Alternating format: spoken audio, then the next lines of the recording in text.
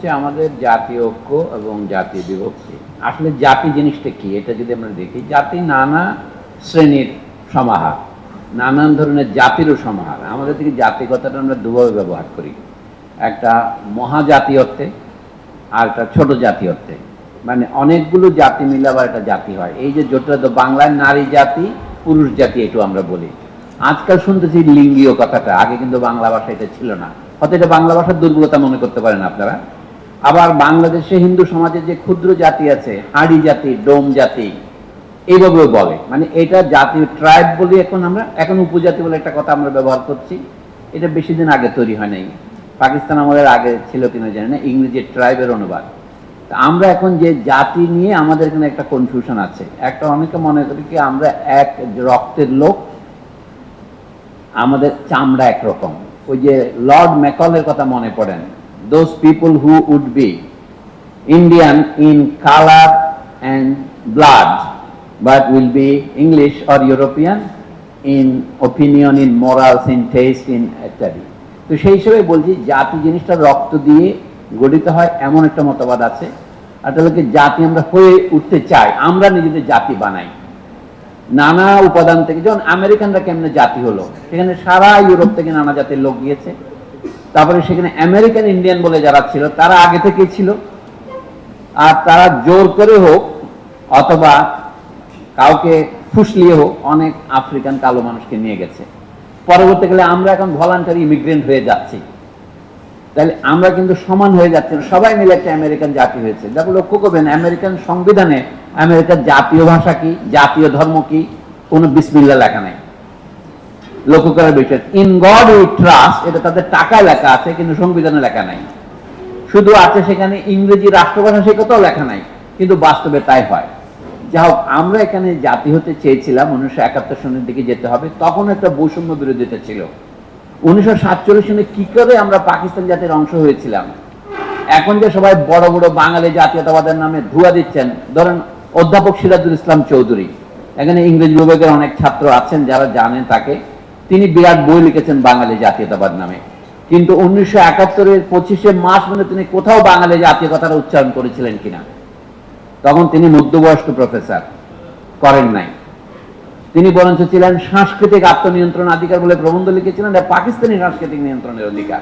বুদ্ধিজীবীরা আগে পাকিস্তানি ছিলেন, এখন বাঙালি হয়েছেন ঠেলায় পড়ে।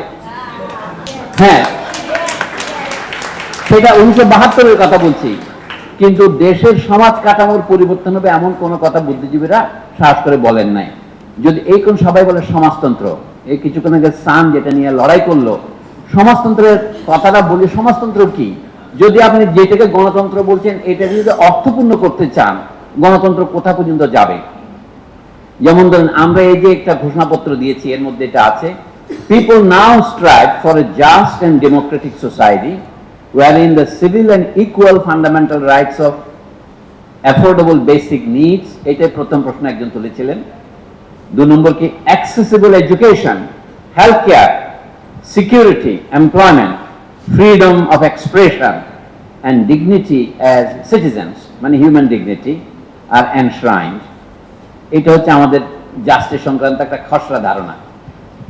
এডুকেশন ধরেন, এডুকেশনকে সবসময় বলেছে পাবলিক গুড, কিন্তু এডুকেশন দেওয়ার দায়িত্ব যে সংগঠনের, তার নামই হচ্ছে রাষ্ট্র।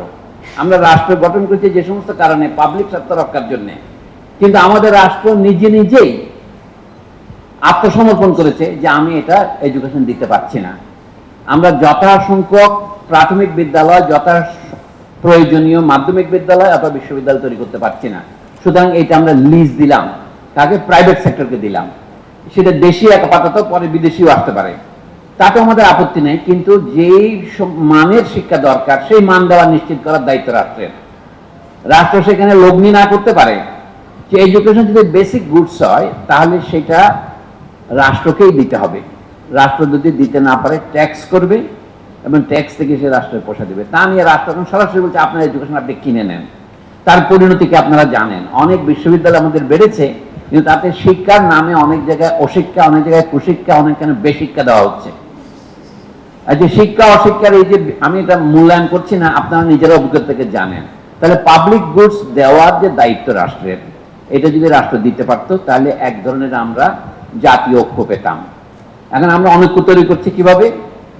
সবাইকে এক ধরনের শিক্ষা দেওয়ার মানে এই যে তাতে কোনো বৈচিত্র্য থাকবে না।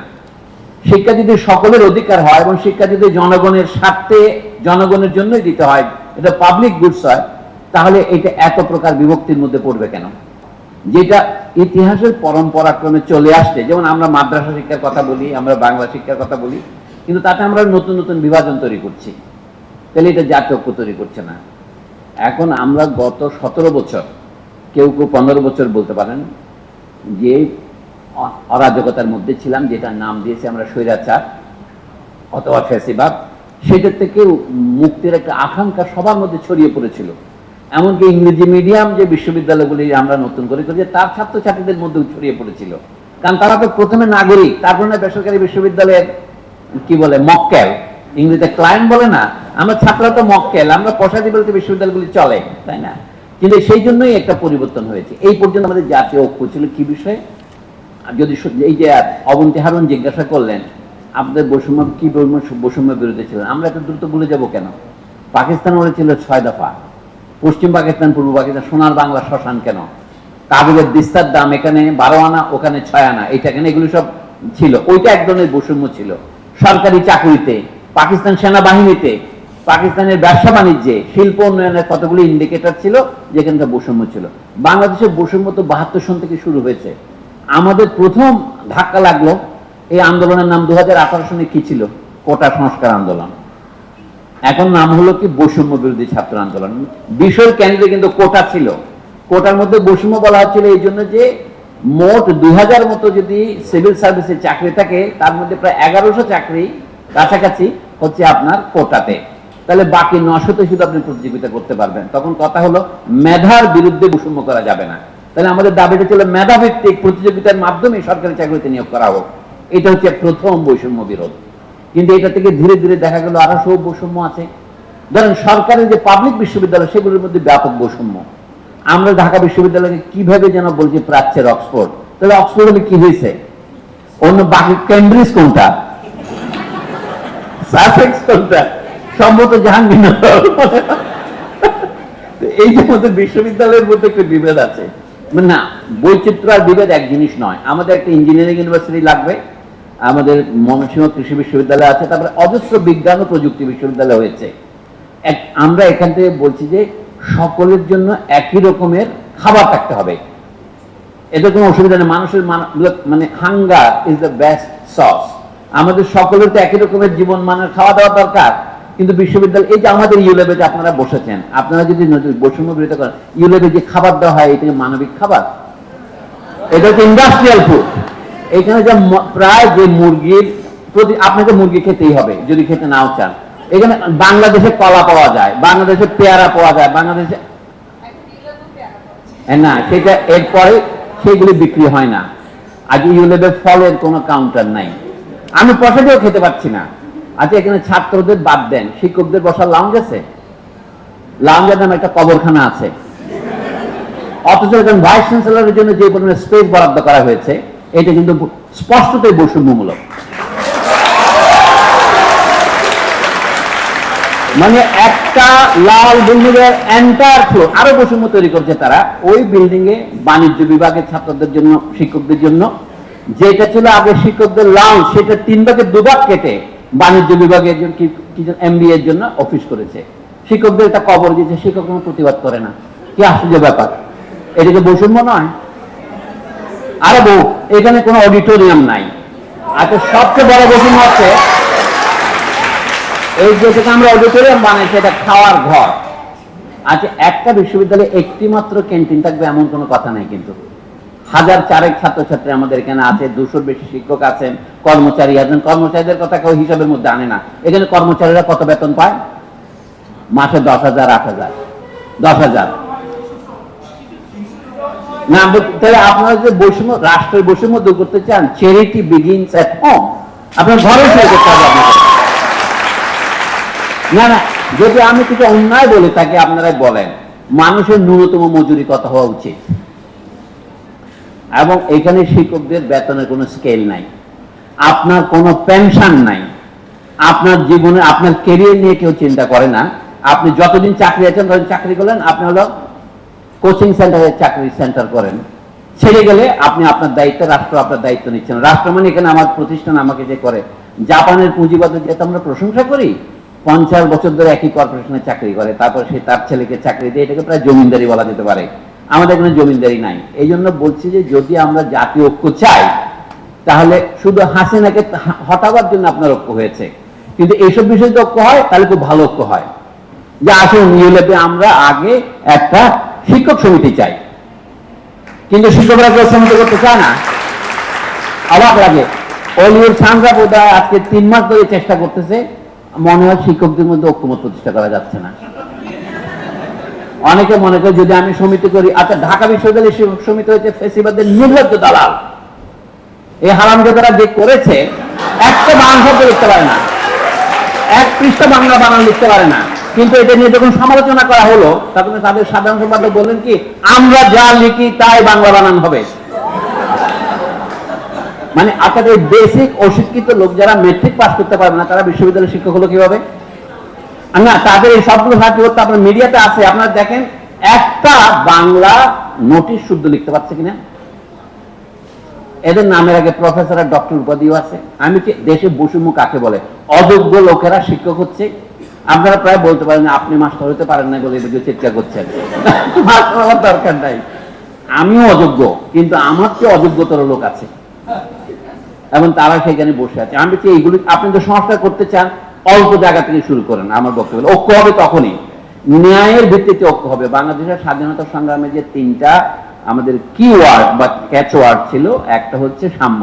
এই সাম্যেরই এখন উল্টো অনুবাদ করেছি আমরা বৈষম্য বিরোধী, বৈষম্য বিরোধী। অর্থাৎ বৈষম্যটা কমবে। আমরা আমেরিকান দার্শনিক জন রলস এর অনুসারী হয়েছে এখানে, না বুঝে আর কি। হয়তো একমাত্র ভিয়া মিডিয়া হচ্ছে অমর্ত্য সেন, উনি বলছেন জাস্টিস ইজ ফেয়ারনেস।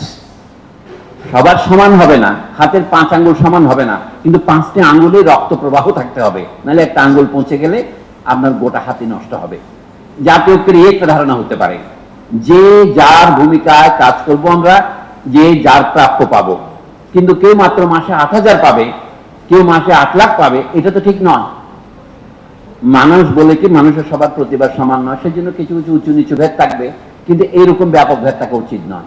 কিন্তু একজন কর্মচারী এখানে 30 বছর মাস্টারি করার পর তার কোনো পেনশন থাকবে না, এই দায়িত্ব রাষ্ট্রকে নিতে হবে অথবা প্রতিষ্ঠানকে নিতে হবে, অথবা উভয়ের একটা সমঝোতার মাধ্যমে ঠিক করতে হবে।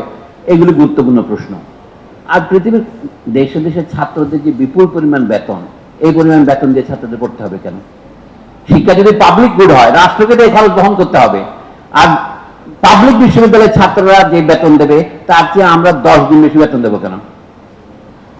এগুলি জিজ্ঞাসা করার মতো প্রশ্ন। আপনাদের তখন বলকে আপনারা তো ভলান্টারিলি এখানে পড়তে আসছেন, কারণ ওখানে আসন পান নাই, কারণ আপনার মেধা কম, না হলে আপনি এখানে আসতেন না। মেধা হলে তো ঢাকা বিশ্ববিদ্যালয়ে অথবা বুয়েটে ঢুকতেন।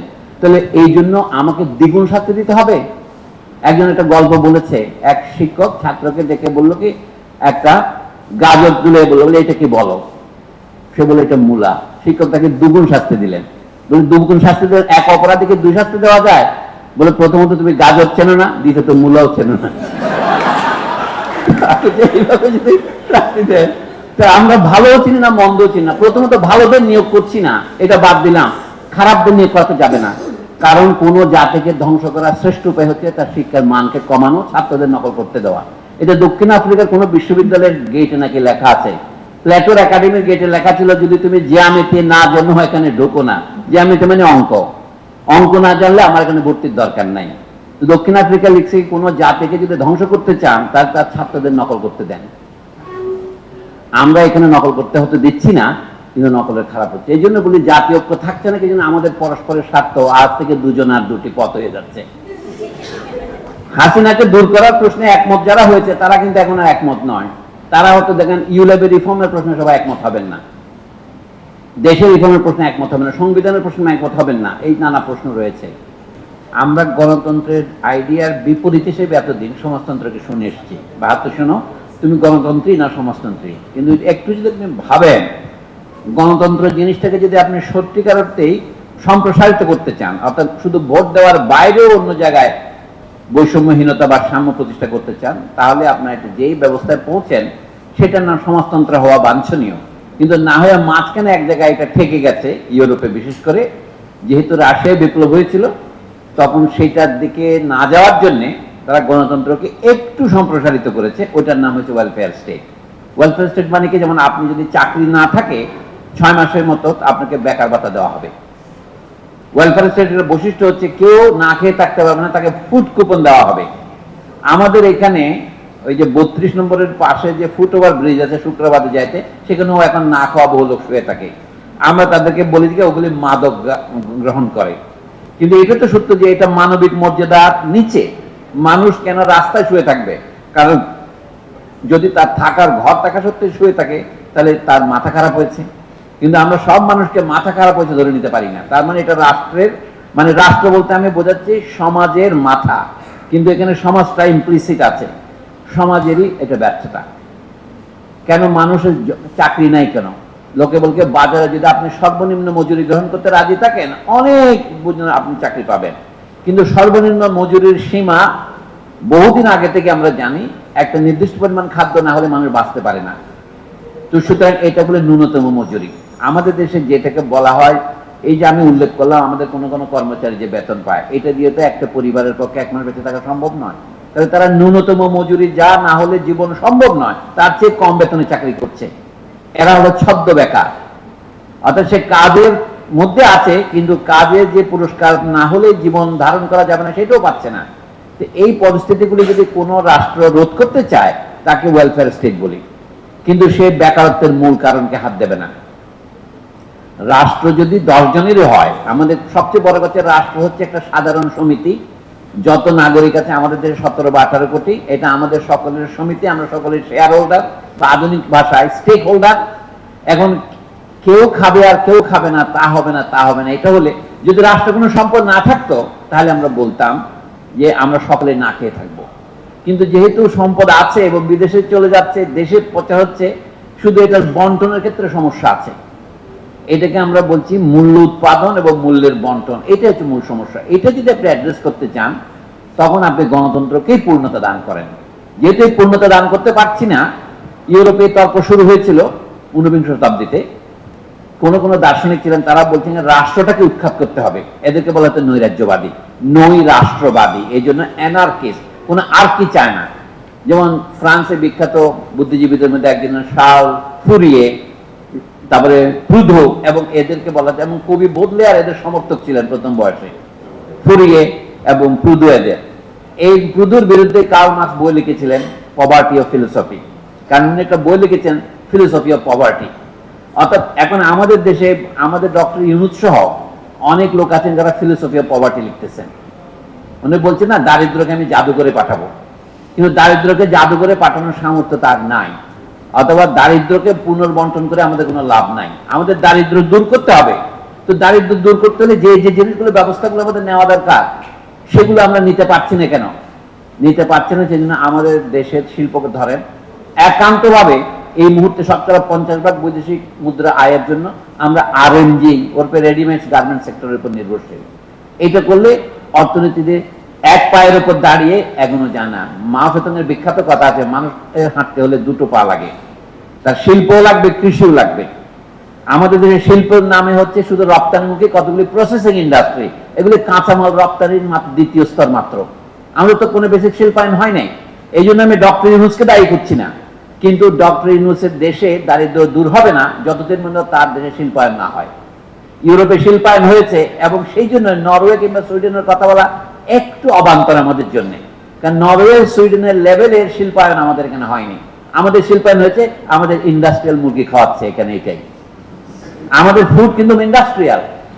যখন এই যে আজকে সুমন রহমান আমাদের খাওয়াইলেন, সেখানেও দেখি আপনার এই চিনি মিশ্রিত স্প্রাইট, 7 আপ এগুলো দেওয়া হচ্ছে। আমাদের ছেলেমেয়েরা সবাই কোকা কোলা খাচ্ছে, তাহলে আমি তো আর বাধা দিতে পারবো না, কিন্তু আমি জানি এইটা কোকা কোলার সমাজতন্ত্র, এই দিয়ে সমাজতন্ত্র আমাদের হবে না। আমাদের যদি গণতন্ত্র সত্যি তৈরি করতে চাইতাম আমরা, তাহলে আমাদের মৌলিক যে সমস্ত জায়গায় বৈষম্য আছে সেগুলো হাত দিতে হবে। একটা হচ্ছে আয়ের বৈষম্য। আপনি বলে এটা কি সম্ভব? আমাদের এতগুলি কমিশন হচ্ছে না, 10টা কমিশন হচ্ছে না, বেতন সংস্কার কমিশন হয় নাই, মজুরি কমিশন হয় নাই, কারণ এগুলি বর্তমান সরকারের কল্পনা শক্তির বাইরে। আমরা যখন আন্দোলন করেছিলাম আমরা চেয়েছিলাম এখানে বৈষম্য বিরোধিতা হবে, কিন্তু মূলত আমরা কোন কোন বৈষম্য দূর করতে চাই এই বিষয়ে কোনো ঐকমত হয়নি। কিন্তু তারপরে যেটা হয়েছে, জনগণের এই যে গুম খুন এবং ক্রস ফায়ারের বিরুদ্ধে ঐক্যমত, এটা কম কথা নয়, আমরা এটা অর্জন করতে পেরেছি। আজকে এখানে আমরা কথা বলতে পারছি, আমাদের অধিকারগুলিকে আমরা যদি দুভাগে ভাগ করি, এটা আমি নিজে করছি না, এবং করা হয়েছে, কতগুলিকে বলি আমরা আমাদের নাগরিক এবং রাজনৈতিক অধিকার, সিভিল এন্ড পলিটিক্যাল রাইটস। আমাদেরকে বিনা বিচারে শাস্তি দেওয়া যাবে না, বিনা কারণে আটক করা যাবে না, আমাদের চলাচলের স্বাধীনতা ব্যাহত করা যাবে না, আমাদের সভা সমিতি করার অধিকার, সংগঠনের অধিকার বাতিল করা যাবে না। কিন্তু আশ্চর্য লাগে না, আমাদের বিশ্ববিদ্যালয়ের শিক্ষকরা কেন, কি কারণে তাদের যে ন্যূনতম বৃত্তিগত সংগঠন ট্রেড ইউনিয়ন, সেই অধিকার থেকে আমরা কেন সেলফ সেন্সর করলাম নিজেদের? বলা, সবাই অনুসন্ধান করছে, আচ্ছা প্রাইভেট ইউনিভার্সিটি অ্যাক্ট থেকে কোনো নিষেধাজ্ঞা আছে? স্পষ্ট কোনো নিষেধাজ্ঞা নাই। তারপরেও আমরা কি কাল্পনিক জুজুর ভয়, কারণ সকলে জানি আমি চাকরিটা হারাতে চাই না। তাহলে আপনি যদি একটা ট্রেড ইউনিয়ন করেন, আপনার শিক্ষকদের ন্যূনতম বার্গেনিং অ্যাসোসিয়েশন, যেটা বলে টিবিএ, মানে সিবিএ, কালেকটিভ বার্গেনিং অ্যাসোসিয়েশন, টিবিএ ভুল হয়ে গেছে, আমার ফ্রাইডিয়ান মিস্টেক, টু বি অ্যানাউন্সড, আমাদের সিবিএ নাই। এটা একটা অদ্ভুত ধরনের ব্যাপার না? কেন এটা নাই? তাহলে আপনি কি করে নিজের অধিকার রক্ষা করবেন? আমরা সবাই বলছি কি আমরা লেজুর ভিত্তিক ছাত্র রাজনীতি চাই না, কিন্তু ছাত্রদের তো কালেকটিভ ইন্টারেস্ট আছে, সেইগুলো যে করে নেহায়, এইটাও আমরা করতে পারছি না কেন? তাহলে বৈষম্য দূর করার জন্য যে শক্তি দরকার, সেটা যে আপনার কান্না আপনাকে কাঁদতে হবে। আমাদের বলে যে বাচ্চা কাঁদে না সে দুধ পায় না। আমরা আমাদের অধিকার রক্ষা করতে পারবো না নাগরিক হিসেবে, যদি আমি একজন চাকুরিজীবী হিসেবে নিজের অধিকার রক্ষা করতে না পারি। এই জন্য নানা ক্ষেত্রে আছে, কাজেই কালেকটিভ বার্গেনিং এজেন্ট অথবা টিচার্স অ্যাসোসিয়েশন বা স্টুডেন্ট অ্যাসোসিয়েশন, পরিষ্কার এই গঠনতন্ত্র অনুসারে আমাদের থাকা উচিত। কিন্তু নাই কেন? আমাদের ইউনিভার্সিটির বয়স 20 বছর হয়েছে, অন্যান্য প্রাইভেট ইউনিভার্সিটির বয়স 30 বছরের বেশি হয়ে যাচ্ছে, কিন্তু এরকম বড় নজির নাই। কোথাও কোথাও গোপনে সংগঠন থাকলেও থাকতে পারে, পূর্ব বাংলার সর্বহারা পার্টির মতো, এগুলি নিয়ে আমি চাই না, কিন্তু প্রকাশ্যে আমাদের কোনো শিক্ষক সমিতি নাই। এটা আশ্চর্য লাগে আমার, কেন নাই? আমি ওখানে চাকরি করছি 14 বছর, কিন্তু এই প্রশ্ন আমার মনেও আসে নাই। আমি বলছি না যে আই এম হলিয়ার দেন দাও, তা নয়, আমরা সকলে কিন্তু এই অপরাধে খানিকটা অপরাধী। মিনিমাম অধিকারের জন্য যে সংগঠন, সেটা যদি এখানে করতে পারি, তাহলে আমরা রাষ্ট্রকে তুলতে পারবো। কিন্তু যা আমরা করেছি, এটাকে ছোট করার জন্য বলছি না, সামনে এগোবার জন্য এটা বলা খুব জরুরি। দুটো পয়েন্ট লিখেছি, একটা হলো হুজুগ, আমরা হুজুগে আন্দোলনে নেমেছিলাম, আমরা জানতাম না।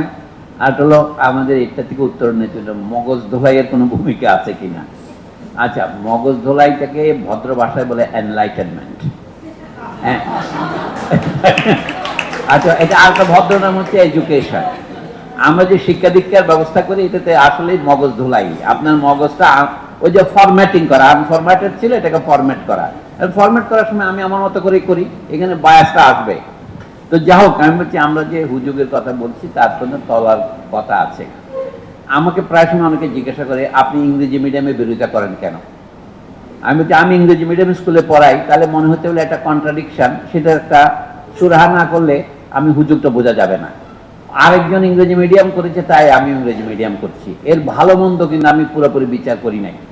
আমার ধারণা এতে চাকরি পাওয়া যাবে বেশি, এইরকম কিছু লোক আছে। আর কিছু লোক আছে আমি আগ্রহবশত, ধরেন আমাদের যে সংস্কৃত মিডিয়াম করে নাই, কিন্তু আমি তো আপ্রাণ চেষ্টা করছি সংস্কৃত শেখার জন্য, পাচ্ছি না, সেটা আমার শিক্ষক নাই ভালো, অথবা আমি ছাত্র হিসেবে মগজ খারাপ, কিন্তু চেষ্টা করছি। এটা নিশ্চয়ই হুজুগের কাজ নয়, এটা আমার একটা বদ ধারণা আছে যে সংস্কৃত শিখলে আমি নতুন কিছু জানতে পারবো, কালিদাস পড়তে পারবো অরিজিনালে। আচ্ছা, এই নানা কারণে লোকে নানা কাজ করে, কিন্তু আমরা বলছি ইংরেজি মিডিয়াম বাংলাদেশে করার দোষটা কি?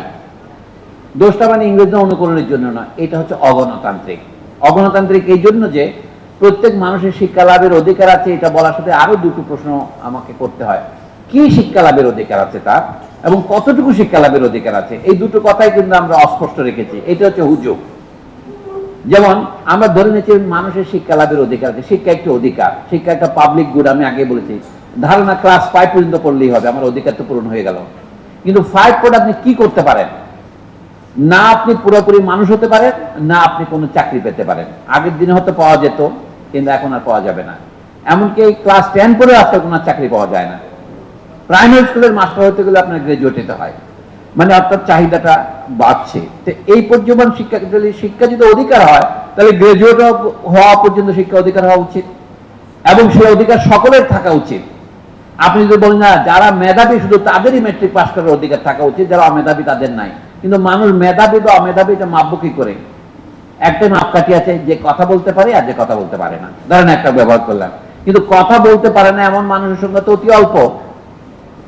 মানুষ হলে কথা বলতে পারে। কথা বলাই যে বাক্য রচনা করা, সে শুধু ইংরেজিতে না বাংলাতেও বাক্য রচনা করা অসাধারণ ইন্টেলেকচুয়াল এক্সারসাইজ। যদি এটা স্বতঃস্ফূর্ত ভাবে হয় বলেই আমরা বুঝতে পারি না। তো যে মানুষ কথা বলতে পারে তার মেধা আছে। আমার এটা ডগমা মনে হতে পারে আপনার, বলে আপনি কি এটা প্রমাণ করেছেন? আমি প্রমাণ করতে হলে আমার 2 মিনিট লাগবে, সেই 2 মিনিট সময় আমি নেব না এখন আপনাদের জন্য। মানুষ মাত্র মেধাবী যদি ধরে নেন, তাহলে মেধার ভিত্তিতে কেউ মেট্রিক পর্যন্ত পড়তে পারবে, মেধা নাই বলে পড়তে পারবে না, এই যুক্তি তো খাটে না। তার মানে আপনি অন্য কোনো কারণে তাকে পড়তে দিচ্ছেন না, তাহলে এটা গণতান্ত্রিক নয়। এখন যে দেশের মানুষের বেশিরভাগ মানুষের দৈনন্দিন কাজের ভাষা, কথার ভাষা, তার ঐতিহ্য, সংস্কৃতি, লোকপুরাণ সবই বাংলা ভাষায়, সেখানে আপনি ইংরেজি শেখার আপনার অধিকার আছে, কিন্তু আপনি এটা চাপিয়ে দিতে পারেন না। তা আপনি বলবেন আমি কি চাপিয়ে দিচ্ছি? কিন্তু আপনি যে উদাহরণ স্থাপন করেন, অন্যরা সেটা অনুকরণ করে। দেশের বড় লোকেরা যা করে সেটা দেশের সাধারণ মানুষ মডেল হিসেবে মেনে নেয়। এটা দুনিয়ার ইতিহাস থেকে প্রমাণিত হয়েছে। কাজে ভালো ভালো ছাত্ররা যখন ইংরেজি মিডিয়ামে পড়ে, ভালো ভালো স্কুলগুলি যখন ইংরেজি মিডিয়াম হয়, অন্যরা ইংরেজি মিডিয়ামে পড়তে না পারার যে ইনফিরিয়রিটি, হীনমন্যতা, তাতে ভোগে। এইভাবে এই যে আমাদের এখানে বক্তৃতা দিলে আপনারা লক্ষ্য করেন, ইংরেজিতে যদি আমরা সকালে বক্তৃতা দিতাম, একটা ম্যাড অনুষ্ঠান হতো, কিন্তু বাংলা বলায় অনেক বেশি অংশগ্রহণমূলক হয়েছে, তাই না? এই যে অংশগ্রহণমূলক, এইটা কিন্তু একটা গণতান্ত্রিক। এইখানে আমরা অনুষ্ঠান প্রায় চেষ্টা করি উপর থেকে এসে একটা ভাষণ দিয়ে যায়। এখানে ধরেন ইউলেবে এক ধরনের শিক্ষকদের মিটিং হয়, প্রত্যেক সেমিস্টারে একবার হয়। সেখানে ভাইস চ্যান্সেলর কিছু বলেন, প্রো ভাইস চ্যান্সেলর কিছু বলেন, কিছু অনুষ্ঠানের ঘোষণা দেন যেগুলো ইমেলে দেওয়া যেত। কোন শিক্ষক কথা বলতে পারেন না একমাত্র সুদীপ চক্রবর্তী ছাড়া। লক্ষ্য করেছেন? কারণ সুদীপ চক্রবর্তী দাঁড়িয়ে কিছু একটা বলবেনই, যেহেতু তিনি director centre for south Asian studies, তাই না? এই ধরনের ব্যাপার ছাড়া এই যে 45 মিনিটের মিটিং বা 55 মিনিটের মিটিং, এটাই গণতান্ত্রিক হলো। 3 মাস পরে শিক্ষকদের দেখে এখানে কিছু ইন্ডাস্ট্রিয়াল ফুড খেতে দেওয়া হয়, একটা আপেল থাকে, ভিতরে একটা স্যান্ডউইচ থাকে। এই জন্য মিটিং করে ডেকে আনার দরকার আছে? মানে এটা মিটিং গণতান্ত্রিক নেই। এই জন্য বলছি আমাদের এখানে ইংরেজি মিডিয়াম পড়াবার প্রধান শত্রু হচ্ছে এটা বৈষম্যমূলক এবং সম্পূর্ণভাবে গণতন্ত্র বিরোধী। তা আপনি বলেন আমি কি ইংরেজি শিখবো না? আমি তো কোনোদিন ইংরেজি শেখার বিরোধিতা করি নাই। আপনি সবসময় আমার কথাকে বিকৃত করে বলেন। আমি আপনি ইংরেজি শেখার জন্য শিক্ষার মাধ্যম দেশীয় ভাষায় করবেন। আপনি প্রথমে বলবেন এটা সম্ভব নয়। আমি অবশ্যই সম্ভব। হাইকোর্টে বাংলা ভাষায় রায় লেখা বেশি সম্ভব, কিন্তু বিচারপতিরা যখন বলেন আমি বাংলায় রায় লিখতে পারি না, তাহলে তিনি কিন্তু নিজেই বলতেছেন আমি যোগ্য নই।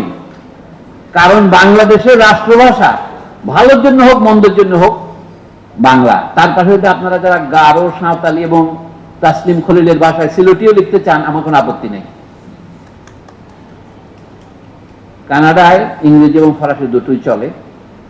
সুইজারল্যান্ডে জার্মান, ফরাসি, ইটালিয়ান এবং রোমান্স বলে একটা ভাষা, চারটাই চলে। এবং সবগুলো দলিলপত্র, রাস্তায় সবগুলো পতনীদের ওই 4 ভাষাতেই আছে। যদি রোমান্স ভাষার কথা বলে লোক 1/7 নয়। এটা প্রতীকী স্বীকৃতি, সেটা আমরাও করতে পারি। আমরা তো অনুবাদটাই করতে পারি না। এই যে ইউরোপের সমস্ত জিনিস ইংরেজিতে, রাষ্ট্রভাষা বাংলা হলে সমস্ত জিনিস ইংরেজিতে হতে পারে না, এটা বেআইনি, সম্পূর্ণভাবে সংবিধান বিরোধী। আপনার এটা বাংলায় হবে, তার নিচে আপনি ইংরেজি অনুবাদ দেন। আমাদের সব বক্তৃতা যদি আমি ইংরেজিতে বাংলায় দেই, ইংরেজি অনুবাদ করেন, কারণ এখানে বিদেশি ছাত্ররা পড়ে। লেকচারের ভাষাতে ইংরেজি বাংলা করতে পারেন, কিন্তু লোগোর ভাষাতে উপরে ইংরেজি, নিচে বাংলা হবে কেন? এটা তো সংবিধানের বিরোধী, প্রটোকলের বিরোধী। তা আমরা এই সমস্ত অন্যায় কেন দূর করতে পারছি না? না, আপনি চিন্তা করেন, এইখানে যে গেইটেড লিখছেন university of liberal arts Bangladesh, এটা ইংরেজি অক্ষরের নিচে ছোট করে বাংলা লিখছেন যেন সতীনের পুত্রের মতো, কিন্তু জাতীয় আপনার আন্তর্জাতিক বিমানবন্দর একটু সমান করে লিখেছেন। আমি এই কথাগুলো উদাহরণ দিয়ে এই জন্য বলছি, যে কারণে ইংরেজি ভাষায় কিন্ডারগার্টেন চালানো অগণতান্ত্রিক। আপনি এই দেশের লোকদের, আপনি আমি তাকে ইংরেজি শেখাচ্ছি, কিন্তু সাথে সাথে তাকে বাংলা শেখার অধিকার যে বঞ্চিত করছেন, এটা আপনি খেয়াল করছেন না। তা আপনি বলছেন না পৃথিবীর সব দেশে একটা, আমাদের দেশ মার্কিন যুক্তরাষ্ট্রের প্রদেশ পোর্টোরিকো করে ফেলেন, আমেরিকা আপনাকে পাসপোর্ট দেবে? তা দেবে না। কিন্তু অর্থাৎ তারপরেও স্বাধীনতা পেয়ে গেলে আমি মাঝে মাঝে পরাধীন হতে ভালোবাসি। আমরা যুক্তরাজ্যের একটা প্রদেশ হলাম না কেন? স্কটল্যান্ড এখন আলাদা হয়ে যেতে চাচ্ছে, খেয়াল করছে, আর বাংলাদেশ ঢুকতে চাচ্ছে। এইটা ঠিক নয়। আমাদের মনে করা উচিত যে বাংলা ভাষাতেও উচ্চতর জ্ঞান চর্চা করা সম্ভব। স্বীকার করি বেশ কয়েক বছর, কেন কয়েক দশক লাগবে, কিন্তু আপনি তো আজকে শুরু না, কোন কবে করবেন? অনেকের ধারণাকে যদি ইংরেজি মিডিয়াম তুলে দিয়ে আমরা, আমাদের বোধহয় লেখাপড়ার মান সব হুড়মুড় করে ভেঙে পড়বে। এটা একেবারেই অমূলক ধারণা, মোটেও পড়বে না। এই পরিশ্রম করবে কে? মেয়েও ধরবে কে? Who is to bell the cat? এই জন্য কেউ কাজটা করছে না। এই করছে কি, আসলে এখানে যে শ্রেণী ক্ষমতা দখল করেছে, আশরাফ কাছে যেটাকে বলেন এলিটিস্ট গভর্নমেন্ট, সমাজটা তো এলিটিস্ট হয়েছে। এই জন্য তো বাংলাদেশ স্বাধীন হওয়ার সময় যে মূল স্লোগান ছিল সামাজিক সুবিচার, সেটা প্রতিষ্ঠিত হয়নি। এই সুবিচার কথাটা বললেই আপনার সাম্য আর মানবিক মর্যাদা কোনোটাই লাগে না, ওটা রিপিটিশন। কিন্তু সুবিচার মানে সেই প্ল্যাটোর আমল থেকে আমরা চিরকালই সুবিচারের দাবিতে আসছি। সুবিচার মানে যে যার ভূমিকা অভিনয় করবে, যে যার প্রাপ্য পাবে। প্রশ্ন হচ্ছে কার প্রাপ্য কোনটা, এটা কিভাবে নির্ধারিত হবে? একটা নির্ধারণের মাপকাঠি হচ্ছে বাজার। বাজার কারো বেতনকে কোটি টাকা রূপান্তরিত করেছে, কারো বেতনকে 8,000 টাকার নিচে নিয়ে গেছে, এবং শত শত লোককে, কোটি কোটি লোককে বেকার করেছে। মার্কিন যুক্তরাষ্ট্রে যে বললেন 40 মিলিয়ন লোক পভার্টি লাইনের নিচে বাস করে, কথাটা তো মিথ্যা নয়। তার মানে পুঁজিবাদী ব্যবস্থা ব্যর্থ। সমাজতন্ত্র বলে রাশিয়া যেটা হয়েছে, ওটা পুঁজিবাদী ব্যবস্থার ভেতরেরই একটি অল্টারনেটিভ ছিল, এই জন্য এটা ব্যর্থ হয়েছে।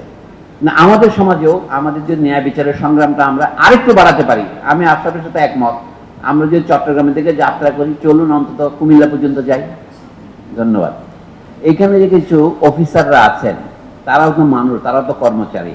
দুনিয়ার সব জায়গাতে ট্রেড ইউনিয়ন মানে অফিসার্স এবং কর্মচারী, কর্মকর্তা এবং কর্মচারীদের কিন্তু সংগঠন থাকে। প্রথমে মনে হতে পারে যে এগুলি বোধহয় মহাবিপ্লবী কিছু, এগুলি বিপ্লবী কিছু নেই, বিশ্ববিদ্যালয়ের জন্য ভালো। এখনই গত আন্দোলনের সময় দেখা গেছে ছাত্রদের বিভিন্ন দল আলাদা আলাদা ভাবে ভাইস চ্যান্সেলরকে ধরছেন। তো ভাইস চ্যান্সেলর হতভম্ব। বিবেকবন আমাকে উনি বলেছেন যে এইটা কি করে সামলাবো। আমি সামলাতে তাদের একটা প্রতিনিধি থাকতে হবে। আমাদের 4000 ছাত্রছাত্রী, তাদের তরফ থেকে 4 জন আসবে বা 5 জন আসবে বা 10 জন আসবে, এর বেশি আপনারা ডিল করতে পারবেন না। তারা কিভাবে আসবে? তারাই তাদের দাবিগুলোর সারমর্ম নিয়ে প্রতিনিধি দল পাঠাবে। আপনারা বঙ্গভবনে যখন যান, সবাইকে ঢুকতে দেয়, একটা প্রতিনিধি দলকে ঢুকতে দেয়। তাহলে কে প্রতিনিধি হবে? এর জন্য সবচেয়ে সহজ পথ হচ্ছে পিরিয়ডিক নির্বাচন। আমেরিকান নির্বাচন 4 বছর পর পর ওই মাসের নভেম্বরের প্রথম মঙ্গলবারে হয় কেন? এটা তাদের একটা ট্রেডিশন, তারা করেছে। এই হচ্ছে সেই আমেরিকা যারা মে দিবসকে ভুলিয়ে দেওয়ার জন্য সেপ্টেম্বর মাসের প্রথম সপ্তাহে আপনার শ্রম দিবস করেছে। কানাডা তো তাই করেছে। ইরেজিং হিস্ট্রি বলে একটা চমৎকার বই আছে, আপনার নেটের মধ্যে ঘুরতেছে, করতে পারবেন। ইরেজিং হিস্ট্রি, এটা কানাডাও করেছে, আমেরিকাও করেছে। কানাডা আমেরিকার স্বর্গ নয়, এগুলো শ্রমিকদের জন্য নরক। আমি তারপরেও বলে উতলুবুল ইলমা ওয়ালাউ কানা বিসিন, চীনে গিয়ে যদি বিদ্যা সংগ্রহ করতে হয়, তাহলে আমেরিকা বা কানাডা থেকে সংগ্রহ করতে দোষ কি? তাদের কাছ থেকে যেটা শিখবো সেটা হচ্ছে যে ইউনিয়ন করতে দিতে হবে। এবং আমাদের এখানে যে পুঁজিবাদী চিন্তাও অবিকশিত এবং বললে অপ্রাপ্ত বয়স্ক এবং প্রায় জমিনদারি, তার কারণ তারা মনে কি শিক্ষক সমিতি করলে শিক্ষকরা বলে বিদ্রোহ করে সব টাকা নিয়ে যাবে, তা নয়। কিন্তু বন্ধ টাকা আরো বাঁচবে। বলে যে শিক্ষকদের যেহেতু শিক্ষকদের বসার একটা ঘর নাই, এর চেয়ে লজ্জাজনক আর হইতে পারে না। How can you call it university where there is no teachers common room? I just could not imagine. I can believe এটা। আশরাফ কাছে বিশ্বাস করতে পারছে না। অডিটোরিয়াম তো নাই। এইটাকে আমি অডিটোরিয়াম বানিয়েছি কি বলে, ছাত্রছাত্রীদের দুপুরের খাওয়ার অধিকারকে বঞ্চিত করে। এটাকে বলে ট্রেড অফ। একটা বাদ দিয়ে তারটা করতে হয়। আজকে দুপুরে অনেকের খাওয়া হয় নাই। সুমন রহমান অবশ্য আমাদের খাওয়াইছে, জানি না টাকা টাকা আর ইউ11 না ইউনেস্কো। আর আমরা খেয়েছি, আমরা নাফরমানি করতে পারবো না। যা নুন খেয়েছি তার গুণ গাবো। এখন সমস্যা হচ্ছে ইউ11 প্রশংসা করবো, হাবিব সাহেব কিছু মনে করেন না। হাবিব সাহেব ইউ11 পুরোটা মুরব্বী, ও এক জয়েন্ট রেজিস্ট্রার সাহেব। তো আপনি আসছেন, ধন্যবাদ। আমরা এখানে যা বলছি আন্ডার কি বলে বাক স্বাধীনতা, যে আমাদের বিরুদ্ধে মামলা করবে, যাই হোক, আমি বলছিলাম আমরা এখানে আজকে থামতে হবে একটা না একটা পর্যায়ে। আপনাদের এই কথাগুলো উপকারী হয়েছে। ছাত্রদেরকে আমি বলবো নিজেদের উদ্যোগে নিজেদের প্রতিনিধিত্বশীল সংগঠন তৈরি করেন। এটা মানে এটা ছাত্র দল, ছাত্র শিবির, ছাত্রলীগ নয়।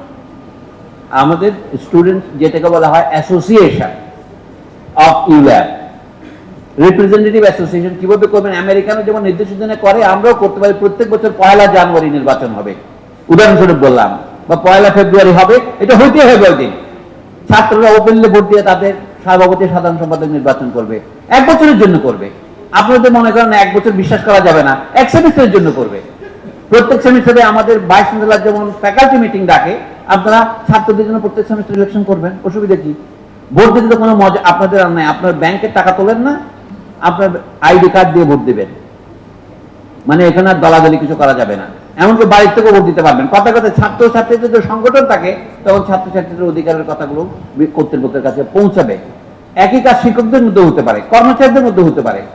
এইটা মৌলিক অধিকার, এটা আইএলও স্বীকৃত অধিকার এবং বাংলাদেশের লেবার কোডে স্বীকৃত অধিকার। যদি এই বিষয়ে কোনো আইন থাকে, ইউজিসিতে হোক, এমনকি এটাতে পার্লামেন্টও করে, সে আইন অবৈধ হবে। এমনকি ইউল্যাব কর্তৃপক্ষের কোনো ম্যানুয়ালের মধ্যে যে লেখা থাকে একজন সংগঠন করা যাবে না, সেইটা কিন্তু সাথে সাথে ইট উইল বি ইপসো ফ্যাক্টো, এটা আমরা অ্যাবিনিশিও ভয় বলতে পারবো। আমার মনে হয় এটা হচ্ছে সংস্কারের পথে প্রথম পদক্ষেপ। অন্যান্য কথা পরে হবে। ধন্যবাদ। সংবিধান রচনা করা মানে হলো আমরা সমাজে যে বিভিন্ন শ্রেণী স্বার্থ আছে তার মধ্যে কোন ভারসাম্যে পৌঁছতে চাই, এই ভারসাম্যটা ক্রমশ বদলাতে থাকবে। এটাকে ইংরেজিতে বলা যায় মুভিং টার্গেট। এখন একটা আপনি গোল সেট করবেন যে এখানে গার্মেন্টস শ্রমিকরাও আছে, গার্মেন্টস মালিকেরাও আছে, উভয়ের স্বার্থ রক্ষা করে আপনি কি কোনো বিধি করতে পারবেন? তা না হলে কিন্তু গার্মেন্টস ফ্যাক্টরির একটা সোশ্যাল ফাংশন আছে। সেটা কি? সে কতগুলি পণ্য উৎপাদন করছে, যে পণ্য হতো সে নিজেও করতে পারবে না, বিদেশে রপ্তানি করবে। সেখান থেকে যে অর্থ আসবে রেমিটেন্স অর্থের মতো আমাদের রপ্তানি আয় হবে। সেটা দিয়ে আমরা রাষ্ট্রের অন্যান্য কাজ খরচ মেটাই। যারা দয়া করে যে তারা দেশে এগুলি নিয়ে আসেন। দুইজনের স্বার্থ এক নয়, কিন্তু এক জায়গায় তাদের স্বার্থ একও, অর্থাৎ উৎপাদনটা একটা সমন্বিত প্রক্রিয়া। উনি মুনাফার জন্য করছেন, আমি মজুরির জন্য করছি। মজুরি এবং মুনাফার মধ্যে একটা সার্বক্ষণিক বিরোধ আছে, কিন্তু তারপরে একটা জায়গায় বেতন দেওয়া হয় এবং সেই বেতন নিয়ে অসন্তুষ্টি আছে। ন্যূনতম মজুরি গার্মেন্টস ফ্যাক্টরিতে দাবি করা হয়েছিল হাসিনার শেষ আমলে 25,000 টাকা মাসে ধরেন সর্বনিম্ন। তো সেটা হাসিনার হস্তক্ষেপে 12,500 টাকায় ঠিক হলো। তার মানে উনি কোন পক্ষ নিলেন আপনারা বুঝতে পারলেন। তাহলে হাসিনার রাষ্ট্র গার্মেন্টস মালিকদের রাষ্ট্রই ছিল। তাদের পক্ষে তিনি নানা রকমের সাফাই করে তাদের শ্রমিকদেরকে রাজি করিয়েছেন। একই ঘটনা দেখেন চা বাগানের শ্রমিকদের ন্যূনতম মজুরি, ওটাও প্রায় 5,000-6,000 টাকার মধ্যে ঠিক হলো। আমি অতি সংক্ষেপে বলছি, তাদের 22 কেজি চাল দেওয়া হয় মাসে, তারপরে তাদের 170 টাকা দেওয়া হয় যদি তারা 23 কেজি তুলতে পারে, ইত্যাদি। হিসাব করে দেখলে শুভঙ্করের ফাঁকি। তো এই যে নিম্নতম শ্রমিকের মজুরি কত, এইটাই একটা দেশের উন্নতির প্রকৃত মাপকাঠি। কিন্তু সেইটাকে ঢেকে রাখার জন্য শুধু শেখ হাসিনা একা করেন না, এটা বিশ্বব্যাংক, IMF দেখবেন তথাকথিত অর্থনীতিবিদ যারা আছেন, যাদের নামের আগে আমি হালাল জাদা শব্দটা ব্যবহার করতে পারি না, এই জন্য আমি তাদের বিপরীত শব্দটা ব্যবহার করি। তারা বলছে কি ন্যূনতম আয় নয়, মাথা পিছু গড় আয় হচ্ছে উন্নয়নের মাপকাঠি। এটা সারা পৃথিবীতে চলছে। আপনি গত বছরের মাপকাঠি থেকে এবছরের মাপকাঠি কতটুকু বদলেছে এটা বলতে পারবেন, কিন্তু এটা দেশের প্রকৃত অবস্থা নির্ধারণ নয়। মানুষের জীবনযাপনের মাত্রা গড় দিয়ে নির্ধারিত হয় না। যাও এই বিরোধগুলি নিয়ে সংবিধান যখন আমি লিখবো, আমি কি করে করবো? আমি বারবার বলছি, রাষ্ট্র হচ্ছে এমন একটি প্রতিষ্ঠান যেটা ন্যায় বিচারের উপর প্রতিষ্ঠিত হতে হয়। সমাজে গার্মেন্টস মালিক তার নিজের স্বার্থের জন্য লড়বে, শ্রমিক তার নিজের স্বার্থের জন্য লড়বে, কৃষক তার জন্য লড়বে। আমরা যারা ছাত্র শিক্ষক, এই যে জাহাজের কথা যদি উদ্ধৃত করে বলি, আমরা যারা এলিট হতে চাই, আমরা আমাদের স্বার্থের জন্য লড়বে। কিন্তু রাষ্ট্র যদি কোনো একদিকে ঝুঁকে পড়ে, এটা ডুবে যাবে। আমি নৌকার উদাহরণটা দিতে চাই না, নৌকা এমনি ডুবে গেলে পাঁচশে ডুবে যেতে পারে যদি কোনো একদিকে বেশি ঝুঁকে পড়ে। প্ল্যাটো নিজেই বলেছেন যে রাষ্ট্রের মধ্যে 4 রকমের শ্রেণী আছে, 4 রকমের মানুষ আছে, 4 বর্গ আছে, তাদের মধ্যে একটা ভারসাম্য রক্ষা করতে হয়। এই জন্য ন্যায় বিচার একটি বর্গক্ষেত্র। আধুনিক কালেও অন্যরা বলতে, কার্ল মার্কসের মতো লোক, লেনিনের মতো লোকও বলেছেন রাষ্ট্র হচ্ছে শ্রেণী বিরোধের অমীমাংসীয়তার ফসল বা ফলাফল। শ্রেণীগুলো দূর হবে না রাষ্ট্রে, কিন্তু শ্রেণীবিরোধ নিয়েই তাকে চলতে হয়। আরেক উদাহরণ এই বাংলাদেশের সংবিধান যেটা 1972 গৃহীত হয়েছিল, যেটা বর্তমান অবস্থা সম্পর্কে আমি নিঃসন্দেহ নই, এটাকে অজ্ঞান না অচল না কার্যকর বলা মুশকিল। সেই সংবিধানে অনেক শব্দ আপনি পাবেন। যখন ভোটার তালিকা পূরণ করতে হবে সেখানে ধর্ম, বর্ণ, লিঙ্গ, অন্যান্য ভেদাভেদ কোনো কিছু করা যাবে না। বাংলাদেশ সংবিধানে কোন শব্দটি নেই? দেখবেন যে শ্রেণী শব্দটি নেই, কারণ বাংলাদেশ শ্রেণী ভেদের উপরে প্রতিষ্ঠিত রাষ্ট্র। পাকিস্তানের সাথে যখন বিরোধ হয়েছিল তখন মানে 1947 সনের বিরোধের যে কথা বলি সেটা হচ্ছে বলে কি বাংলা ভাষায় কথা বলি আমরা, কিন্তু দুটো নিয়ে একটা বাংলা ভাষার রাষ্ট্র হতে পারে না। সেখানে ধর্মের বিরোধ বড় হয়ে উঠেছে, বর্ণ হিন্দু, নিম্ন বর্ণের হিন্দু, মুসলমান এইভাবে বিরোধ হয়েছে। তারপর 1971 সনের বিরোধ কি দেখা যায় ইসলাম নামক ধর্মের বন্ধন পূর্ব ও পশ্চিম পাকিস্তানকে ধরে রাখতে পারে নাই, কারণ সেখানে শ্রেণী স্বার্থতা এসেছে জাতির আকারে। পাঞ্জাবি না বাঙালি, কে কাকে ঠেকাচ্ছে। এখন কোন অর্থ কি বাংলাদেশে এখন দেখা যায় আবার নতুন করে ধর্মের প্রশ্নটা আসতেছে, কারণ বিভেদের কোনো না কোনো ভিত্তি লাগবে আপনার। তাহলে ধর্মের ভিত্তিটা কেন বড় হয়ে আসছে? এর কারণ হচ্ছে আমরা যদিও বা বাংলাদেশ একটি স্বাধীন রাষ্ট্র, চতুর্দিকে সীমান্ত আছে 4000 কিলোমিটার, কিন্তু আমাদের উপমহাদেশ একটা অভিন্ন সত্তার ইতিহাস আছে। এই জন্য ভারতে যখন ধরুন দিল্লির কাছাকাছি যখন বাবরি মসজিদে আক্রমণ হয় অযোধ্যাতে, তখন বাংলাদেশের সাম্প্রদায়িক দাঙ্গার হুমকি তৈরি হয়। কিন্তু বসনিয়াতে যখন মুসলমান হত্যা করা হয় তখন কিন্তু বাংলাদেশের সাম্প্রদায়িক দাঙ্গার হুমকি তৈরি হয় না। এমনকি গাজাতে যে গণহত্যা চলছে সেটা বাংলাদেশে কোনো রকমের বড় আলোড়ন তৈরি করে না। এটার জন্য মোল্লাদের নিজস্ব ব্যাপার। শুক্রবার এবং বায়তুল মোকাররম থেকে বের হয়ে তারা মিছিল করবে। এবং শেখ হাসিনার আমলও দেখা গেছে বাংলাদেশের সরকার মুখে যদিও বলছে আমরা প্যালেস্টাইনের সাথে আছি, প্র্যাকটিক্যালি তারা সমস্ত ব্যবসা বাণিজ্য ইসরায়েলের সাথে করছে। এইটা হচ্ছে এই যে মানুষ মুখে একটা মনে একটা, এখন আমার নিজের কাছে নিজের ছায়া খারাপ লাগে, তার একটা প্রকৃষ্ট উদাহরণ। তো বলছি বর্তমানে যারা আমরা সংবিধান প্রণয়ন করছি, বর্তমান ইউনূস সরকারও বলছে আমরা প্যালেস্টাইনের সাথে আছি। ইউনূস সরকারের এত বেশি মানসিক জোর নাই যে শক্তভাবে মার্কিন যুক্তরাষ্ট্রের বিরুদ্ধে দাঁড়ায়, এবং সেই কারণটা আপনারা জানেন। ফলে প্যালেস্টাইনের বিষয়ে তাকে লিপ সার্ভিস অথবা লিপস্টিক দেওয়া ছাড়া বাইরে কিছু করতে পারবে না। ও আচ্ছা, আমি বলি লিপ সার্ভিস বললে যথেষ্ট, স্টিকের দরকার নেই। এই হচ্ছে কাজটা, মুখে মুখে বলছেন কিন্তু আসলে কিছুই বলছেন না আপনি। তো বলছেন বাংলাদেশ, তখন বাংলাদেশ যে গরিব দেশ, এটা পরনির্ভরশীল, সেই কথাগুলো অত স্পষ্ট হয়ে আসে বিশ্ব সভায়। আমি শেষ করছি এই বলেই, আমাদের দেশের যে সভরেন্টি, এটা হলো লিমিটেড সভরেন্টি। আমরা কতগুলি সরাসরি ঔপনিবেশিক শাসন থেকে মুক্ত হয়েছি, কিন্তু তারপরেও এটা ঠিক যে আমরা ইংল্যান্ডের শাসন থেকে মুক্ত হয়েছি, কিন্তু ইংরেজি ভাষার শাসন থেকে মুক্ত হইনি। এর সমস্ত কৃতিত্ব ইংল্যান্ডের একার প্রাপ্য নয়। এটা নতুন প্রভু যে মার্কিন যুক্তরাষ্ট্র, মানে সারা পৃথিবী, জাতিসংঘ, তাদের ভাষা ইংরেজি। তো এটা আমাদের, আপনারা অনেকে দ্বিধান্বিত হতে পারি আমরা ইংরেজি শিখতে চাই না তা নয়। আমাদের কাছে প্রকৃত প্রশ্নটা হচ্ছে আমরা বাংলা শিখতে চাই না বাংলা ভুলতে চাই। ইংরেজি শেখার জন্য যদি সহায়ক হয় তাহলে বাংলা ভুলতে প্রয়োজন হলে ভুলে যাব। এই হচ্ছে এলিটের পজিশন। এই এলিটের position anti nationalist position. Nationalism কথাটা তো খুব খারাপ লাগে, কিন্তু এইটাই হচ্ছে আমাদের খারাপ ন্যাশনালিজম। আর ভালো ন্যাশনালিজম মানে হচ্ছে right of nations to self determination. আমাদের সংস্কৃতিকেও বিকাশ করতে হবে, কিন্তু আমি চাকরি পাবো এইটাই যদি আমার একমাত্র বিবেচনা হয় তাহলে ঠিক আছে। কিন্তু যদি মনে করি আমার লেখাপড়ার জন্য আমার স্কুলের ফাংশন, এইটাই আমি শেষ কথা বলছি। আজকে অনেক আলোচনা হচ্ছে ইউল্যাবের ট্রাস্টি বোর্ড নিয়ে, এখানে আপনাদের কাছে পরিষ্কার হওয়া উচিত। ইউল্যাব অ্যাজ এন ইনস্টিটিউশন, বিশ্ববিদ্যালয় হিসেবে এটা জাতীয় প্রতিষ্ঠান, এটা প্রাইভেট নয়। এখানে ছাত্র আছে, শিক্ষক আছে, এটা এই প্রতিষ্ঠান এবং তার ট্রাস্টি বোর্ড, তারা ঐতিহাসিক কৃতিত্ব পাবেন এটার উদ্যোগ নেওয়ার জন্য। কিন্তু তাদের যে যদি দুর্নীতি প্রমাণিত হয়, এটার জন্য দায় তাদেরকে নিতে হবে। ইউল্যাবের ছাত্রছাত্রী হিসেবে আমরা নেব না। কি জন্য এই সিদ্ধান্ত আমরা গ্রহণ করি নাই। আমাদের কাজ হচ্ছে বিশ্ববিদ্যালয়ের একটা ফাংশন আছে। আমাদের সমাজে রাষ্ট্রের যে দায়িত্ব ছিল প্রয়োজনীয় শিক্ষা ব্যবস্থা স্থাপন করবে, শিক্ষা প্রতিষ্ঠান স্থাপন করবে, তারা চাহিদার তুলনায় সমান করতে পারে নাই বলে এই প্রতিষ্ঠানগুলো তৈরি হয়েছে। আমরা যদি এখানে পড়তে না আসতাম, এই বিশ্ববিদ্যালয় হতো? বিশ্ববিদ্যালয় কি শেষ পর্যন্ত এই ব্যাপারে আমাদের একটা পরিষ্কার মুক্তি থাকা উচিত। বিশ্ববিদ্যালয় হচ্ছে প্রধানত ছাত্রদের প্রতিষ্ঠান। তারপরে ছাত্ররা তাদের শিক্ষকদের নিয়োগ করে, কারণ ছাত্ররা বেতন দেয়, শিক্ষকরা বেতন নেয়। প্রকৃত প্রস্তাবে ছাত্ররা নিয়োগকর্তা আর শিক্ষকেরা হচ্ছে নিয়োজিত কর্মচারী। মাঝখানে একটা কর্মচারীদের কথা লোকে ভুলে যায়, যারা বিশ্ববিদ্যালয়ের অফিসার, যারা নীরবে কাজ করে যান, যারা ছাত্রও নন শিক্ষকও নন, কিন্তু তারা বিশ্ববিদ্যালয়ের সেতু হিসেবে কাজ করেন। কাজে এই 3 শ্রেণীর জনবল থাকে এইটাই প্রতিষ্ঠান। তারপরে এদের পরিচালনার জন্য সরকারের যে নিয়ন্ত্রণ, 3 জন সর্বোচ্চ কর্মকর্তা, vice chancellor, pro vice chancellor, treasurer, সরকার থেকে নিয়োগ দেওয়া হয় ট্রাস্টি বোর্ডের নিয়োগক্রমে।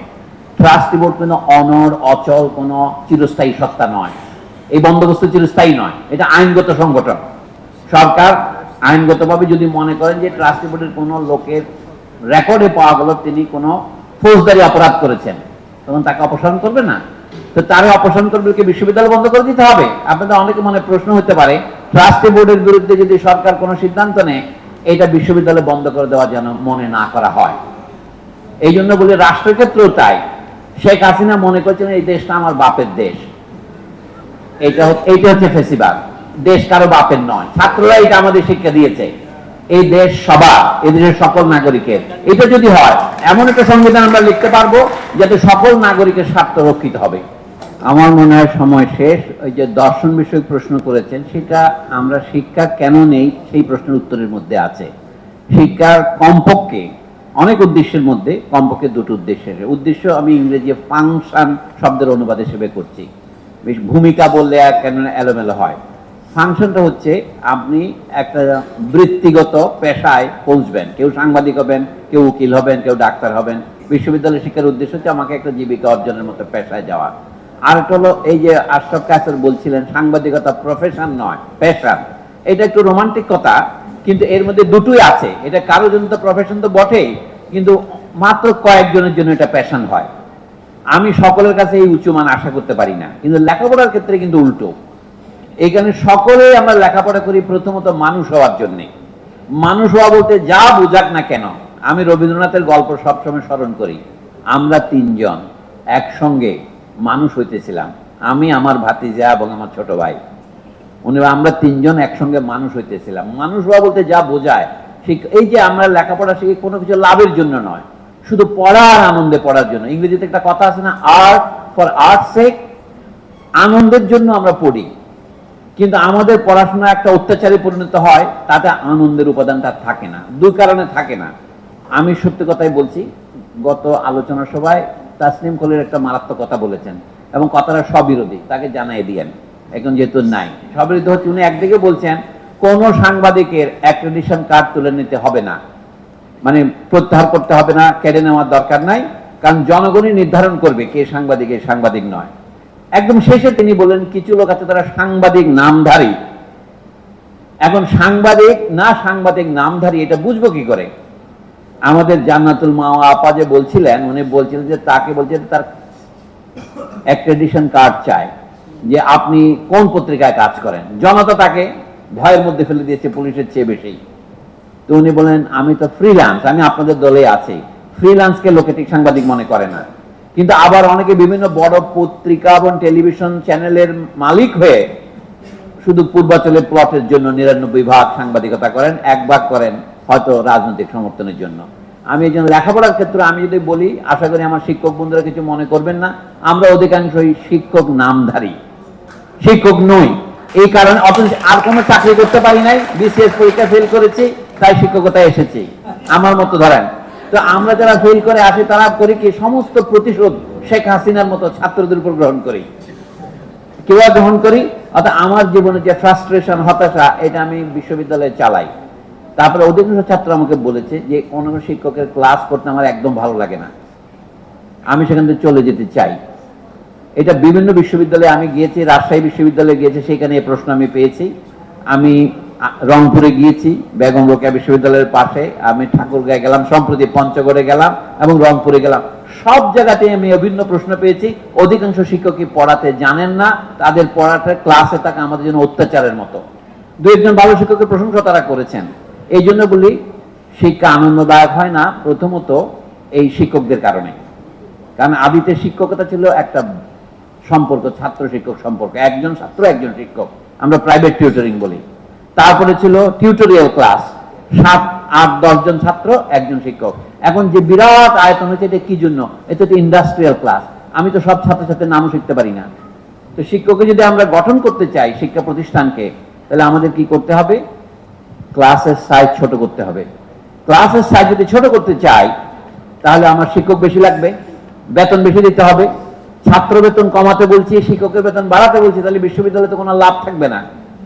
আচ্ছা, একটা কথা বলি, এই যে আপনার 250 কোটি টাকার বাদ দেন, আমাদের বিশ্ববিদ্যালয়ের আয় কত, ব্যয় হতো, এটা ওপেনলি প্রকাশ করা হোক। তাহলে শিক্ষকদের বেতন, ছাত্রদের বেতন কত টাকা হয় এবং আমরা কত টাকা লাভ করি। এই যে বহুদিন ধরে আন্দোলন হচ্ছে, এটা একটা শেষ কথাই বলি, আমাদের দেশে পাবলিক ইউনিভার্সিটিগুলো, যেমন ঢাকা ইউনিভার্সিটি 2 টার্মে বিভক্ত সারা বছর। পৃথিবীর সব দেশে আছে 2 টার্মে বিভক্ত, মাঝখানে সামারের 1.5 মাস ছুটি থাকে। আমাদের প্রাইভেট বিশ্ববিদ্যালয়গুলোতে যখন এই দাবি উঠলো, ইউজিসি থেকে বলা হলো আপনারা 2 সেমিস্টার বিভক্ত করেন।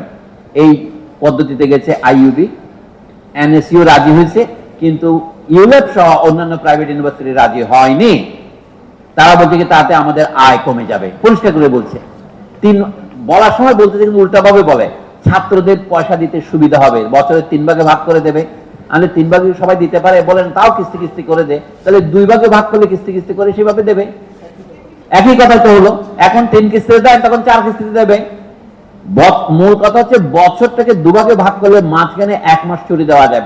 প্রাণী জগতের প্রত্যেকটা প্রাণী, আমার শরীরের প্রত্যেকটা কোষ, আকাশের গ্রহ নক্ষত্র পর্যন্ত একবেলা ঘুমায়, এটা প্রকৃতির নিয়ম। আকাশের, আমাদের এক বন্ধু ডাক্তার ছিলেন হুমায়ুন কবির, মার্কিন দেশের এক ডাক্তার অধ্যাপক, উনি বললেন যে আপনারা খেয়াল করেছেন আকাশে যত গ্রহ নক্ষত্রের গতিপথ কোনটাই চতুষ্কোণ নয় বা আয়তাকার নয়, সবগুলো হয় বৃত্তাকার অথবা উপবৃত্তাকার। কারণটা কি? তার এই ঘূর্ণনের গতি কখনো বাড়ে কখনো কমে। এই কারণ হচ্ছে এটা তার জন্য ঘুম বিশেষ। ছাত্রছাত্রীদেরও ঘুম লাগে, মানুষের ঘুম লাগে, কিন্তু আমাদের রাউন্ড ইয়ার 3টা সেমিস্টার চলছে, আমরা হয়রান হয়ে যাই। কোনো স্যাবাটিক্যাল নেই, কোনো সামার ভ্যাকেশন নেই। যে আমি 14 বছর চাকরি করছি, আপনাদের জানাচ্ছি, একদিনও ছুটি নিতে পারি নাই, একটা দিনও ছুটি বিহীন। আজকে একটা পত্রিকাতে একজন 17 বছর চাকরি করছে, কোনদিন ছুটি নেয় নাই। মাশাআল্লাহ, অল্পের জন্য আমি হেরে গেলাম তার কাছে। কোনো ছুটি নাই, কোনো গুণ নাই তার, কপালে আগুন। অভাগা যেদিকে চায় সাগর শুকায়, আমার হচ্ছে সে অবস্থা। সামার ভ্যাকেশন নাই, আমরা বই লিখবো কিভাবে? আমি একটা খারাপ বিশ্ববিদ্যালয়ে চাকরি করতাম, উদাহরণ দিচ্ছি আপনাকে, এটার নাম ছিল স্ট্যামফোর্ড। 5 বছর চাকরি করেছি, কিন্তু আমি 6টা বই বের করেছি। আর ইউরোপে চাকরি 14 বছর 3টা বই বের করতে পারি নাই। মানে আমার একটু বয়স হচ্ছে, হয়তো লেখাপড়ার ক্ষমতা কমে গেছে, কিন্তু তারপরে এখানে যে অপরিসীম চাপ কাজের, তাতে কিন্তু করা যায় না। 2টা ক্লাস পড়লে হবে না, আপনাকে 3টা ক্লাস পড়াইতে হবে। বিগিং ফুল প্রফেসর আমাকে 3টা কোর্স পড়াইতে হয়, ছলে বলে। তো এই সমস্ত কারণে আমি লিখতে পারি না। কিন্তু আমাদের যে সমস্ত তরুণ বন্ধুদেরকে 5টা কোর্স পড়াতে দিচ্ছে, এটা কি মানবিক? মানে 10টা ক্লাস নেবে সপ্তাহে, তিনি খাতা দেখবেন, এক একটা ক্লাসে 40 জন করে ছাত্র, অথবা তার চেয়ে কিছু কম, এইভাবে হয় না। তার মানে এখানে হচ্ছে শিক্ষার মান ক্রমশ কমছে এবং ছাত্রদের আনন্দ পাবে না। এখন শেষ প্রশ্নে আসি, এইখানে যে সমস্ত বিষয়ের কোনো বাজার মূল্য নাই, সেসব বিষয় ডিপার্টমেন্ট নাই। এখানে দর্শনের কোনো বিভাগ নাই, কারণ দর্শন বাজারে বিক্রি হবে না। আপনাদেরকে একটা বইয়ের নাম বলি, এক ভদ্রলোক একটা বই লিখেছেন, বইয়ের নাম হচ্ছে ইউনিভার্সিটি ইন রুইন্স। তার নাম হলো বিল নিকলস, এরকম নাম হবে, নামটা এখন মনে পড়ছে, বিল গ্রিটিংস। সেই বইটা অসাধারণ বই। তো আমি পড়েছি, উনি অল্প বয়সে মারাও গেছেন, বইটা লেখার পরপরই মারা গেছেন 1997 দিকে। ওইখানে 1996-তে বেরিয়েছে এই বই। এই বইতে উনি দেখেন যে কি বিশ্ববিদ্যালয় হচ্ছে মূলত চিন্তা শেখার প্রতিষ্ঠান। উনি বলছেন কি ইউনিভার্সিটিতে এখন ইউজিসির মাধ্যমে ওয়ার্ল্ড ব্যাংক প্রভৃতি প্রতিষ্ঠান যে নির্দেশ আমাদের পাঠাচ্ছে প্রতিদিন, এই যে আইকিউএসির নামে প্রচুর নষ্ট করা কাগজ দিচ্ছে আমাদের, সেগুলো সার কথা কি? আপনি কি পড়াবেন আগে থেকে সেটা জানাবেন। আপনার কাছে যেটা মার্কেটেবল, বাজারে যে ডিমান্ড আছে, আমরা বলি ইন্ডাস্ট্রি একাডেমি নেক্সাস, মানে কি বাজারে যা কাটে আপনি সেই শিক্ষাই দিবেন। কিন্তু আসলে আদিতে বিশ্ববিদ্যালয় প্রতিষ্ঠিত হয়েছিল এবং বিভিন্ন ওয়াকফ সম্পত্তির মাধ্যমে এবং এন্ডাওমেন্টের মাধ্যমে, ইউরোপের চার্চের মাধ্যমে অথবা বুর্জোয়া প্রতিষ্ঠানগুলির মাধ্যমে। সেটা ছিল কি যা বাজারে কাটে না তা ইউনিভার্সিটিতে পড়াবেন। কারণ বাজার সবকিছু, আপনি এখানে গ্রিক ফিলোসফি পড়বেন, এটা বাজারে কাটবে কি জন্য? অথচ দেশের জন্য, জাতির জন্য গ্রিক ফিলোসফি কাউকে না কাউকে পড়তে হবে।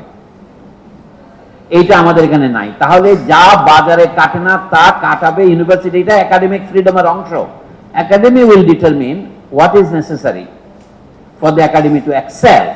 এখন আমাদের স্লোগান হয়েছে কি, বিল সাহেবের নাম কি বললেন, উইলিং নাকি গ্রিটিং নাকি, হ্যাঁ বিল রিডিং, এই যে রিডিংটা আমি ভুলে যাচ্ছি, বিল রাইটিং হয়ে যাচ্ছে আমার।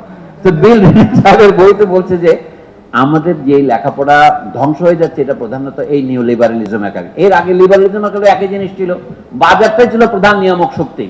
উনি বলছেন ইউনিভার্সিটি, ওনার কথাই বলছি, আমি তার সাথে পুরোপুরি একমত হবার মতো এখন বিদ্যা আমার নাই। উনি বলছেন university should be a university of thought, not university of marketing. সেই দিক থেকে আমাদের সিলেবাসের মধ্যে যে এথিক্স বলে একটা ঢোকানো হয়েছে, এটা হলো জঙ্গিবাদ বিরোধী মোকাবেলার জন্য। না আসলে বলছি, আগে ছিল বিশ্ববিদ্যালয়ের চিন্তা কেন্দ্রে ছিল থিওলজি। 1852 সনে আপনার যে আইরিশ পণ্ডিত পাদ্রী সাহেব যে আইডিয়া অফ ইউনিভার্সিটি বক্তৃতা দিয়েছিলেন, তার মূল কথা ছিল ইউনিভার্সিটির কেন্দ্রে থাকবে, সেন্টার হবে, 0 পয়েন্ট হবে থিওলজি, তার চতুর্দিকে আইন, দর্শন ইত্যাদি গড়ে উঠবে। আমাদের ওই কেন্দ্রটা নষ্ট হয়েছে, তার জায়গায় কিছু বসানো হয় না। ওই ভয়টা মরার জন্য এখন এথিক্স বলে একটা সাবজেক্ট সব জায়গায় ঢোকানো হচ্ছে। এটা হচ্ছে সেকুলার রিলিজিয়ন। কারণ মানুষ স্বাভাবিকভাবেই রিলিজিয়নের মতো একটা কিছু চায়। মানুষ কেবল রুটিতে বাঁচিবে না, তার জন্য ঈশ্বরের বাক্য প্রয়োজন। এই ঈশ্বরের বাক্যকে এখন এথিক্স আকারে পাঠ করানো হচ্ছে, এইটুকুই আর কি। এটা যে এখানে নাই, এটা শুধু ইউরোপের দোষ নয় ভাই, এই দোষের পিছনে আরো কাহিনী আছে। ধন্যবাদ।